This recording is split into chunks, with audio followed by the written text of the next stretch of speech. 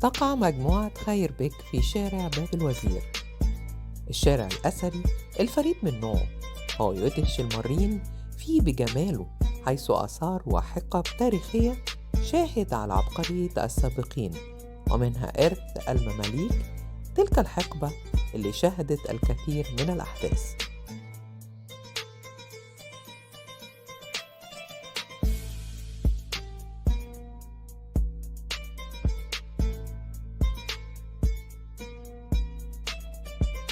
ومجموعة خير بك مما تضم من آثار تنتمي إلى عمارة العصر المملوكي، ذلك العصر الذهبي في تاريخ العمارة المصرية، واللي بيشهد تطور امتداد للعمارة المملوكية، وبتحكي لنا ما وراء أبواب تلك العمارة عن عظمة الفن المملوكي وجمال العمارة المملوكية ورشاقتها وحسن منظرها.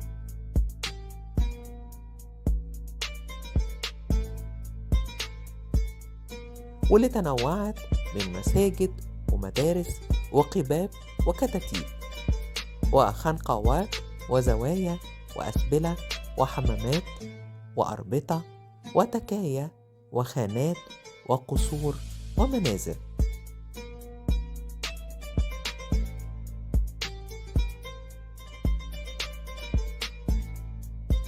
وقد شاع في بناء تلك المنشآت استخدام الحجر في تشييد الحوائط الخارجية والطوابق الأرضية، واستخدام الوزرات في الجدران، وكذلك الرخام الملون في الأرضيات. كما استخدم الزجاج الملون واللي بيحتوي على أشكال هندسية جذابة في تزيين النوافذ والقمريات. ولعل أهم ما يميز العمارة المملوكية ومنها مجموعة خير بك. خير بك اللي ولد في قرية صمصوم في بلاد الكرج اللي هي جمهورية جورجيا دلوقتي في الوقت الحالي، تقع في آسيا وأوروبا، ما بين آسيا وأوروبا. كان ليه 4 إخوة، هو كسباي وخضر وجان بلاط وقنصوة على اسم السلطان قنصوة الغوري. أبوهم ملباي اداهم للسلطان قنصوة الغوري. طبعا كان أشهرهم واللي عارفه الشعب المصري كله من القديم والحديث هو خير بك أو خاين بك، الذي ترقى في المناصب وصل إلى كبير الحجاب أو حاجب الحجاب اللي هو بيحجب الناس عن السلطان، وتولى نيابة حلب. يقال عنه ابن ياس كان بيقول كان جبارا عنيدا سفاكا للدماء. هو ده خير بك كما وصف. تمام. خير بك يا جماعه كان ليه تاريخ باع في الظلم والجبروت والسفك الدماء بالنسبه للمصريين. في عهده قتل 10,000 مصري. لو رحنا لخير بك ومعركة مرج دابق اللي الكل بيتكلم عنها، في 2 خونة، ليس خير بك الوحيد هو الخائن في معركة مرج دابق، لكن كان في جان بردي الغزالي. جان بردي الغزالي كان ماسك الميمنة بتاعة الجيش، وخير بك ماسك الميسرة، وفي القلب أو في الوسط السلطان قنصوة الغوري من بدري. وخير بك هو متفق مع السلطان سليم الأول العثماني قبل ما يدخل مصر، متفق معاه على الخيانة اللي هتتم ما بينه ضد الدولة المملوكية العظيمة اللي كانت موجودة في مصر. في واحد اسمه سيباي ده قال للسلطان قنصوة الغوري خير بك خائن، خير بك خائن، خد بالك منه، وما استمعش إليه. لأن جان برد الغزالي اللي هو كان ماسك جناح الميمنة في الجيش المملوكي في معركة مرج دابق قال للسلطان قنصوة الغوري لو قتلت خير بك هتعمل فتنة. بدأت المعركة ما بين الدولة العثمانية وما بين الدولة المملوكية، وكانت روح الحرب شديدة، وتفوق المماليك على العثمانيين لقوتهم وفروسيتهم وحسن استخدامهم الرماح والسيف. كانوا بيستخدموا الرمح والسيف ده بطريقة جميلة جدا، إلا أن العثمانيين كانوا متفوقين عنهم في السلاح اللي هي البنادق اللي جايه من البندقية اللي هي في إيطاليا، ده نسبة التسمية بتاعتها، كانوا متفوقين عليهم. جناح الميمنة آدي جان برد الغزالي، جناح الميسرة آدي خير بك. الاثنين خانوا السلطان قنصوة الغوري، سابوه في النص قدام ايه؟ قدام البنادق اللي هتضرب فيه. ضربت فيه، جناح الميمنة راح، جناح الميسرة مشي، وهو وقف في النص. وخير بك أشاع ان السلطان قنصوة الغوري مات، وفعلا وطأت قدم الأحصنة اللي كانت موجودة في الحرب مشيت على السلطان قنصوة الغوري إلى أن قتل، ولم يعرف حتى الآن أين دفن.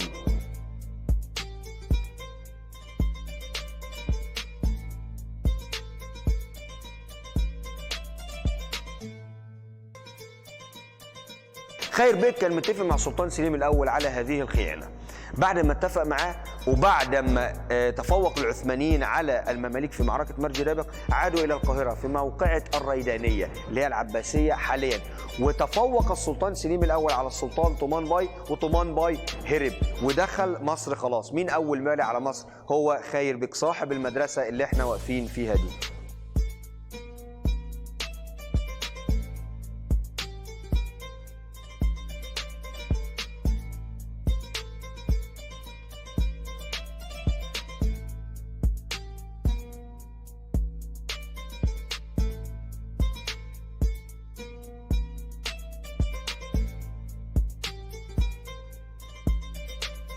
خير بك هو خان مين؟ خان السلطان قنصوة الغوري اللي كان على اسم اخوه، تمام؟ لما خانه بقى والي مصر. مين اللي اطلق على خير بك خاين بك؟ السلطان سليم الاول اللي هو عينه على مصر. خير بك كان مكروه جدا من المصريين، كانوا بيدعوا عليه كتير جدا، فدعوة المصريين جت عليه.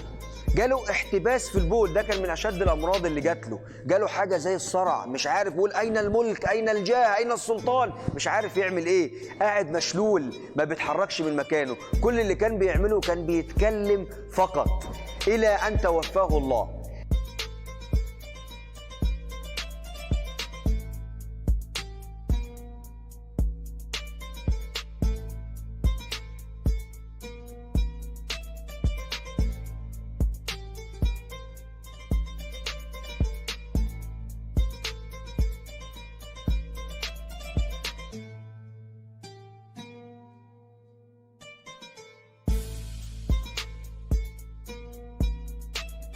علشان بقى يتقرب من المصريين اللي قتل منهم 10,000 روح، عمل ايه؟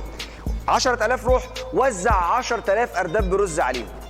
أعتق الجواري، أعتق المسجونين، الناس اللي كانت مسجونة في عهده، اللي خدهم في السجن، أعتقهم. أعتق كل الناس اللي موجودة في السجون، أعتق اللي هم العبيد اللي كانوا موجود تحت إيده. هو كان طبعا بيفتخر إن هو مش مملوك، لأن هو كان ليه أصل غير المماليك اللي ما كانش ليهم أصل، فهو كان ليه أصل فبيفتخر بكده. أعتق كل الناس دي.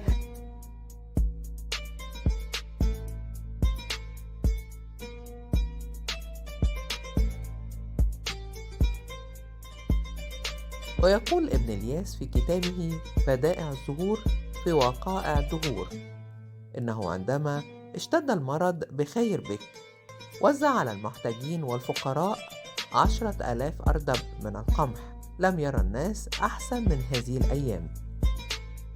بدأ يؤمن إن في حاجة اسمها ثواب وعقاب بعد أن كان كما وصفه ابن الياس جبارا عنيدا سفاكا للدماء. بدأ يعمل من أعمال الخير اللي شافها المصريين ما شافوهاش قبل كده خالص، لا قبله ولا بعده. من أعمال الخير اللي شافها، أنت ماشي في الشارع بتاخد ذهب، متخيل حضرتك بعد الظلم فيه. لكن برضه لما مات ودفن بالقبة اللي موجودة في المدرسة بتاعته هنا لم يترحم عليه أحد.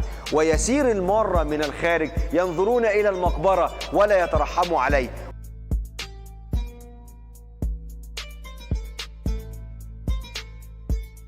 والناس من كتر كرههم ليه بدأت تطلع الأقاويل عليه إن هو نايم جوه في المقبرة كان بيصرخ من العذاب اللي في القبر الموجود. طبعا دي حاجات كانت بتتقال بره، بس دي يعني كانت ممكن الناس تبدأ تتكلم فبتضيف الحاجات بتاعتها، يقول لك كان بيصرخ جوه من عذاب القبر اللي موجود فيه.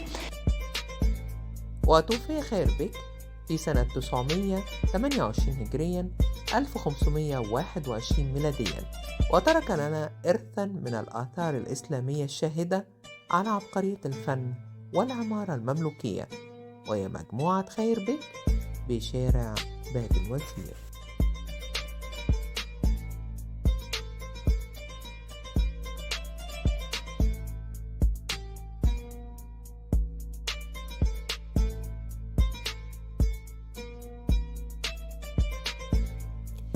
كمان تميزت العمارة الدينية المملوكية بتنوع تخطيطها، ومنها الإيوانات المتعامدة واللي بتظهر بصورة واضحة في الجامع المدرسة، واللي استخدم في تعليم العلوم الشرعية والمذاهب الأربعة.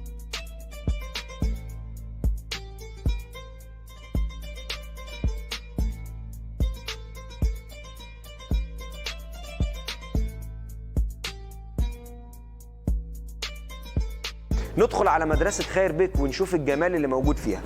رغم ان اتجاه القبلة خطأ في مدرسة خير بك ولم يقم المهندس المعماري الذي أنشأ المدرسة بتعديل اتجاه القبلة، إلا أنها مدرسة من أجمل المدارس ومن أجمل القباب اللي ممكن حضرتك تشوفها في العمارة الإسلامية.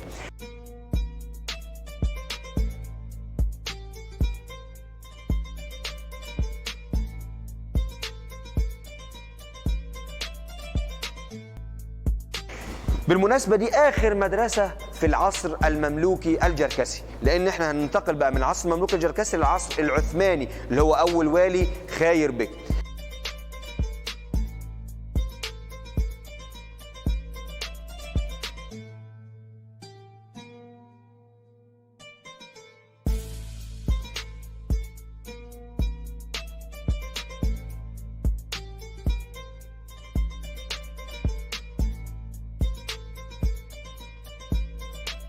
وقد بنى خاير بك تلك المجموعة المكونة من مسجد ومدرسة وسبيل، واللي تميزت بالجمال والدقة والطرز المعمارية الجميلة الخالدة اللي بيستمد منها الفن الإسلامي في العصور المتتالية. فبنى خاير بك تلك المجموعة للشهرة والدعاء له وبصمة له في حياته وبعد مماته.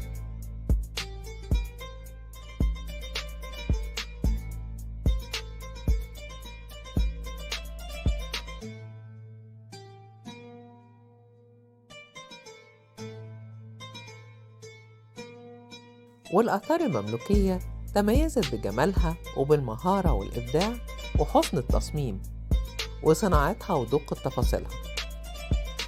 كانت بمثابة كارت إشهار للسلطان ورعايته لها وبصمة ليه في حياته، تقربا لله سبحانه وتعالى وللشعب.